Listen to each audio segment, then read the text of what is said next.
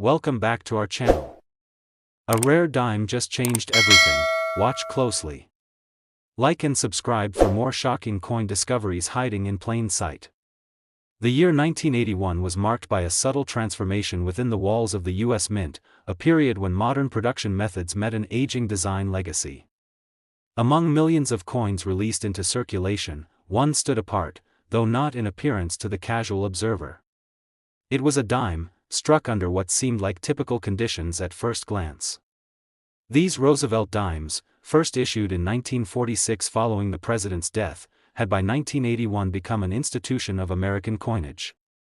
Minted in Philadelphia, Denver, and San Francisco, the dimes were composed of a copper-nickel clad, a cost-saving replacement for silver introduced in 1965. That shift was economically motivated, a necessity born from rising metal prices. By 1981, that clad composition had become standard. But buried among the routine coins struck that year was one with a secret, one not meant to exist. And as fate would have it, this error lay hidden for decades in the palms of everyday people, jostled in pockets, spent at gas stations, dropped in vending machines, passed on without so much as a second glance that it would take a different kind of eye to notice it, the eye of someone who saw beyond the metallic sheen, someone driven by instinct and intuition. For years, the coin world had its gaze fixed on silver rarities and misstruck cents. Few paid attention to the dime, often deemed too ordinary, too uniform to surprise. But as the saying goes, true anomalies are often found in plain sight. A collector from Missouri, an unassuming man named Gerald, who had spent most of his weekends sifting through coin rolls purchased from local banks, was one of those few who believed the dime could still surprise. He wasn't chasing fortune. He chased stories. He believed every coin had a moment embedded in it, a trace of the machinery and human error that touched it. On a quiet autumn evening, Gerald sat at his modest kitchen table, the light casting long shadows over the scattered rolls of dimes he had picked up that morning. He wasn't expecting anything. The roll he cracked open was like any other. But halfway through, he paused. The coin in his hand looked ordinary at first, Roosevelt's profile, the usual Liberty inscription, the motto "In God We Trust," and the date, 1981. But something pulled at him. The rim. It lacked something, fullness. He brought it under his magnifying lens and saw it. The coin was missing its reeded edge. A smooth, uninterrupted surface replaced what should have been a series of tiny grooves, the classic grip of a dime. His heart skipped. It could be post-mint damage, he thought. Maybe the edge had been worn down. But the rest of the coin was pristine, untouched by circulation. No scratches, no dulling. Then the weight confirmed it. It was lighter than expected. The coin had not been properly struck. It had missed part of the upsetting process that forms the raised rim before striking. A blank planchet, a coin blank, slipped through the normal quality control checks. Gerald trembled. He knew error coins existed, off-center strikes, doubled dies, wrong planchets, but this one felt different. It didn't scream for attention. It whispered. And its whisper carried weight. At first, Gerald thought it might be an anomaly limited to his own find. But he dug deeper. He spent weeks combing forums, old collector magazines, mint production records, trying to trace any hint that more existed. It wasn't until he found an obscure mention in a 1982 coin bulletin that he realized this error wasn't a one-off. Others had noticed, quietly, but few documented it. Most assumed their coin was damaged. But what Gerald held was not a mistake made in a garage, it was born within the mint itself. The value of such an error is never immediate. It takes time, patience, and enough exposure to ignite interest. Gerald chose not to sell it right away. Instead, he submitted it for grading. The envelope he mailed it in felt like a lead weight in his hands. He feared he might be wrong, that it would be dismissed. But weeks later, when the sealed package returned, the label inside confirmed his suspicion. 1981 Roosevelt dime, smooth edge, struck without edge reading, mint error. And beneath that, the grade, MS65. He stared at it in disbelief. Mint state 65. A high-grade error coin, preserved perfectly across 4 decades. The numismatic community, once indifferent to dimes of this era, began to murmur. What began as a trickle of curiosity turned into a steady hum of inquiry. Error coin specialists began writing about it. A few more examples surfaced, scattered across states, discovered in similar condition. Each added weight to the mystery. How had these error coins escaped the mint's rigorous inspections? As the story of the 1981 smooth-edge dime spread, its value evolved. At first, it was modest. Collectors offered $10,000, then $15,000. Within a year, offers climbed to $5,000, then $7,500. By the mid-2000s, auction houses took notice. A coin nearly identical to Gerald's fetched $14,000 at a Florida estate auction. But the value wasn't simply in the metal or grade. It was the story. It was the error that shouldn't have been, born in an age when such oversights were thought nearly impossible. Some theorized that the error occurred during a short window when the collar die, the part of the press responsible for creating the reeded edge, malfunctioned. Others suggested a worn or improperly fitted collar allowed planchets to be struck without reading. But no official mint acknowledgement ever came. The silence added to the allure. And then came the twist. In 2016, a researcher at a private numismatic archive uncovered a confidential internal report from the Denver Mint dated late 1980, a year prior to the coin's release. The report outlined an experimental test conducted on the dime collar dies to reduce machine wear and increase production speed. The trial involved a modified collar that was ultimately deemed a failure due to undesirable edge effects. Though the trial was officially discontinued, the document speculated that a small number of modified dies may have mistakenly remained in use during early 1981 production runs. This revelation was explosive. It meant that the smooth-edge dimes weren't mere mechanical accidents, they were the unintended byproduct of an undocumented experiment. Collectors who had once viewed the error with mild curiosity now saw it as a window into a hidden episode of mint history. The price surged again. Gerald's dime, once quietly nestled in a plastic sleeve, was now the subject of a private bidding war. The highest offer he received? $5,200. But he didn't sell. Not yet. His coin wasn't just a collectible, it was a living mystery. One of perhaps fewer than 50 known to exist, all minted in a moment of institutional oversight, buried in routine, and unearthed by chance and perseverance. More twists emerged. A collector in California reported a similar 1981 dime, but with a sharply doubled date. Another, found in Vermont, bore no mint mark, despite being struck in Philadelphia at a time when the mint had begun inconsistently including the P mark. These dimes, though separate errors, all added to the aura of that year. Something about 1981, its transitionary equipment, its minor production tweaks, had created a perfect storm for anomalies. The market responded with fervor. By 2020, a smooth-edge 1981 dime in mint state condition could command $6,000 to $7,500 depending on provenance. Coin shows began featuring panels dedicated to error coins of the 1980s, and dealers who once ignored modern-clad pieces now scrambled to acquire them. Young collectors, inspired by Gerald's story, began roll-hunting dimes for the first time in years. And just when the dust seemed to settle, another shock came. A numismatist in Ohio revealed a coin that, upon first glance, seemed like another smooth-edge 1981 dime. But when weighed, it was significantly heavier. Upon analysis, it turned out the planchet was not copper-nickel clad. It was 90% silver. A silver dime struck in 1981, decades after the composition change, was thought to be impossible. Further testing revealed it was not a counterfeit. Somehow, a leftover silver planchet, possibly a relic from a misplaced storage batch or repurposed blank, had been fed into the press during the same period as the smooth-edge error.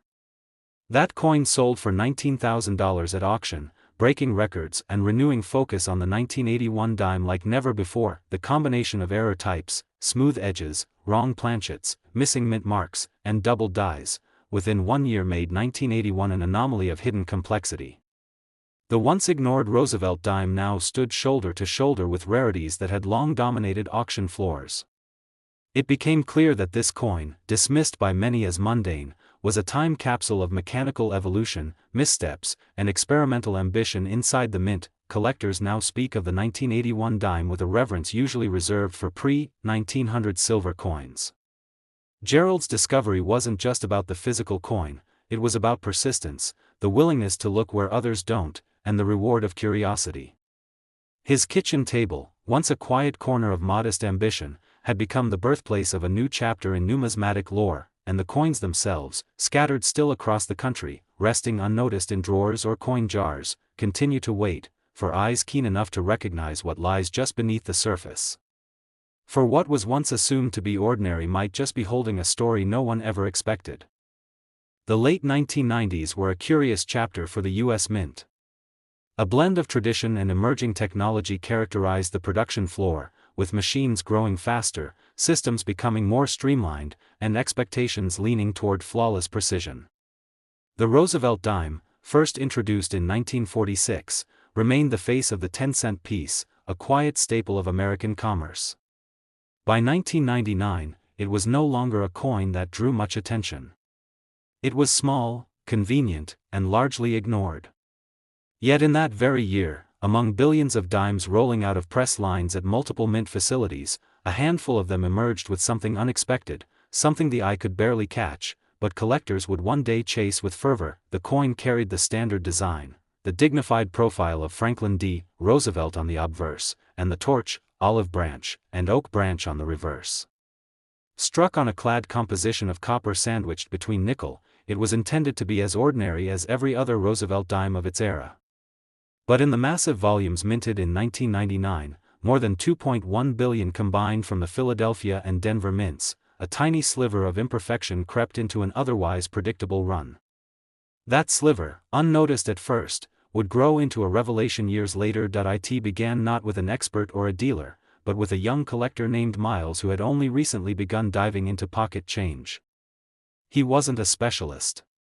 His interest in coins was new, sparked by a book he picked up at a garage sale and a few silver dimes he had found in a relative's coin jar.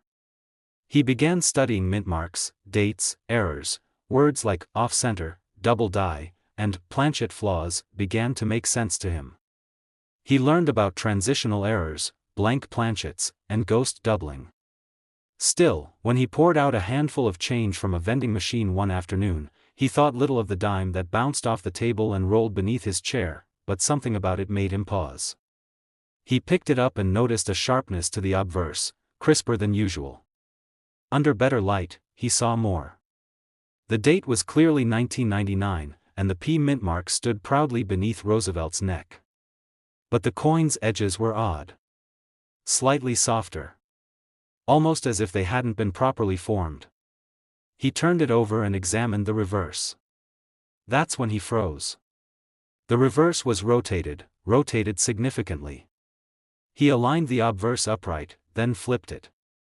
The reverse was off. Tilted. Misaligned. His heart skipped. This wasn't just wear. This wasn't damage. This was something else that he began researching, searching for clues. Rotated dies weren't common, especially on modern clad coinage. But that wasn't all. The more he looked, the more irregularities he noticed. The details on the torch weren't quite right. There was doubling, very slight, around the flame and the left leaf. A trip to the local coin shop turned into hushed conversation and magnifiers passed hand to hand. The owner made a call to a grading service representative he knew.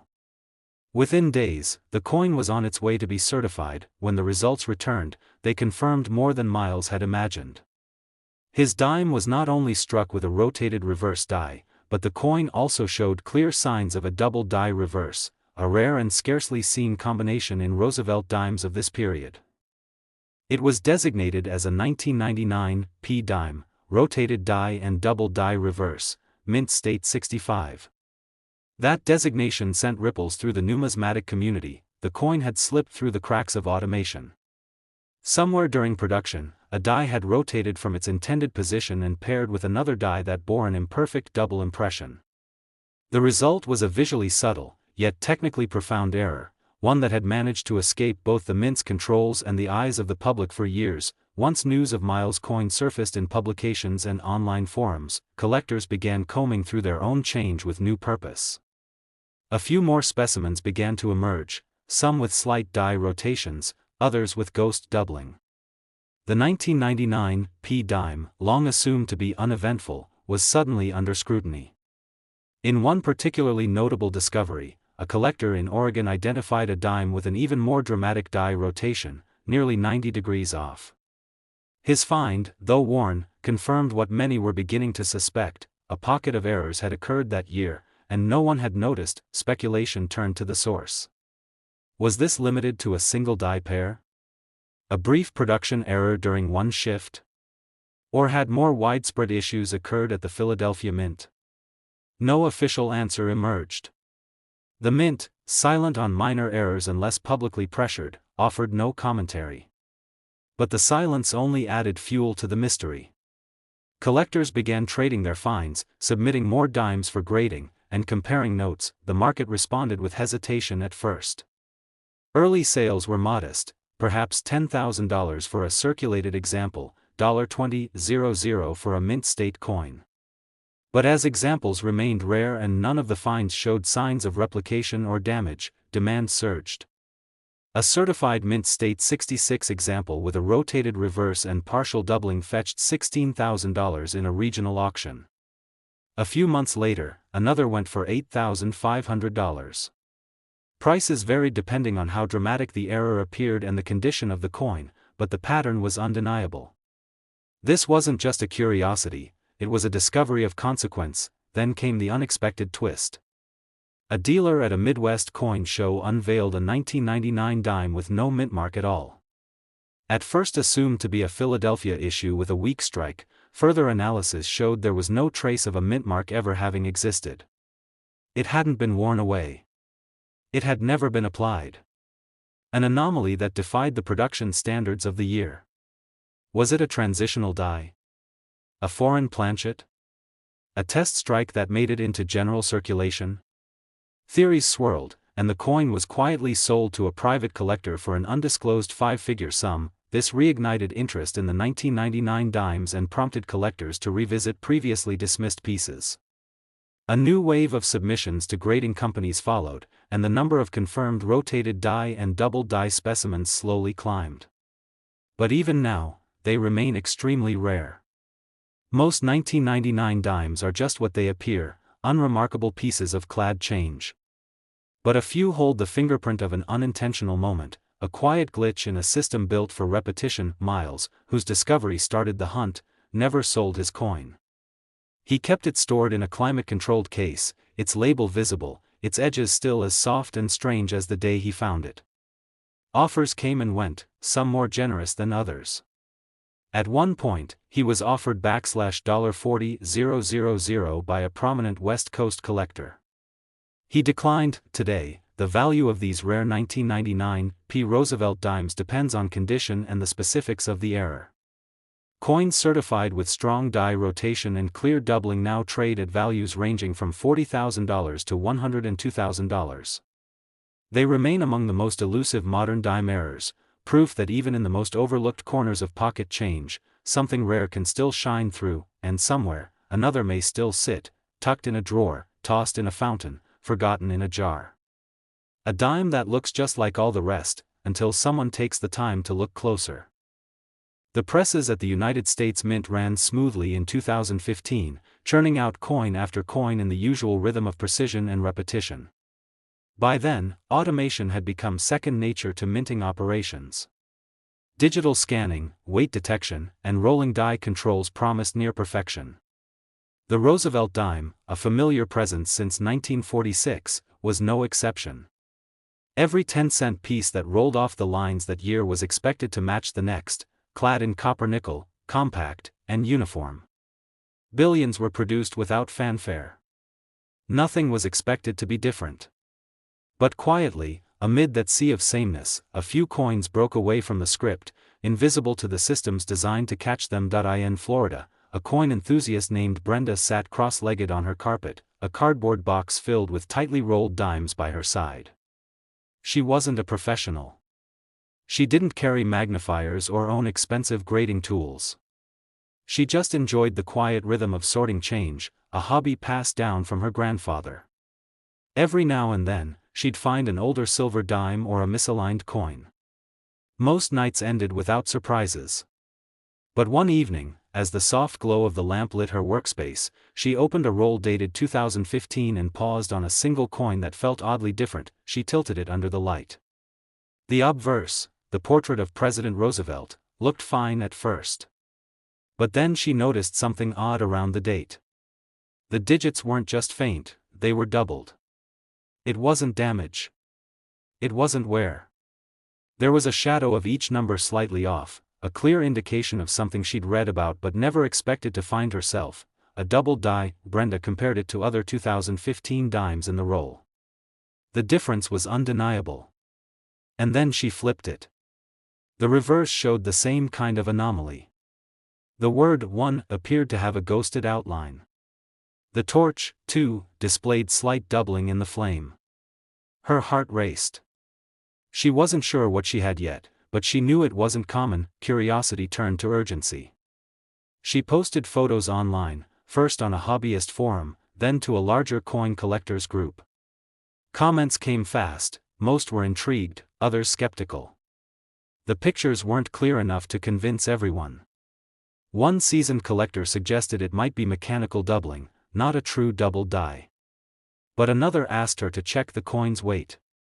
Brenda, lacking a proper scale, visited a local jeweler the next day. The result came back as 2.31 grams, her face twisted in confusion. Standard Roosevelt dimes, since 1965, were clad and weighed precisely 2.27 grams. A 2.31 gram readout wasn't wildly off, but it was strange enough to raise eyebrows. She submitted the coin to a grading service a week later, unsure what to expect. The result startled her. The dime was labeled 2015 P. Roosevelt dime, double die obverse and reverse, improper planchet alloy, mint state 66.2 errors. One coin. Not only had it been struck with misaligned dies causing doubling on both sides, but the coin had also been produced on an improperly mixed planchet. The weight difference, though subtle, indicated a planchet that hadn't fully met the copper-nickel alloy standard. It might have had a higher copper content, or perhaps an uneven distribution during the cladding process. The error was obscure, rare, and undeniably real. Collectors took notice. A coin with doubling on both sides from 2015 was strange enough. Add in a misalloyed planchet, and the result was a combination that shouldn't have occurred in such a tightly controlled minting environment. How such a coin made it through production, inspection, and packaging remained a mystery. Speculation swirled. Some believed it might have come from a test batch of planchets that accidentally made their way into general use. Others theorized the mint's machinery might have experienced a minor failure in its alloy mixing controls during that week of production. The 2015 dimes from Philadelphia saw more than 1 billion coins struck. The chance of a single error escaping might be small, but not impossible. Brenda's find inspired others. A handful of collectors began investigating their own 2015 dimes with renewed purpose. A man in California posted images of a coin with heavy doubling on the word Liberty and the motto, "In God We Trust," while another collector from Minnesota shared a slightly off-center 2015 dime that weighed in at 2.33 grams. Though not as dramatic as Brenda's, these coins added to the growing suspicion that 2015 had a brief and barely detectable series of minting mishaps. In early 2017, one such error coin appeared at a regional auction. Graded mint state 65 with reverse doubling and subtle off-metal toning, it sold for $9,200. A year later, another certified 2015 dime with similar doubling and improper alloy content broke $14,000. As word spread and demand for examples increased, so did the premiums. One particular coin, discovered by a high school student in Georgia, turned out to have even more dramatic doubling on the reverse, visible even without magnification. His coin, unusually brilliant in luster and possessing a near-perfect strike, shocked experts at grading. Certified at mint state 68, it was dubbed one of the finest examples of a modern Roosevelt dime error ever seen. That coin would later sell privately for $66,000. The twist came when a former Mint employee, anonymously posting on a collector's forum, suggested that during a production shift in early 2015, one of the planchet feeders in Philadelphia had jammed. In clearing it manually, some test planchets, used internally for die alignment but never meant to be used for official coins, may have been loaded into the feed line by mistake.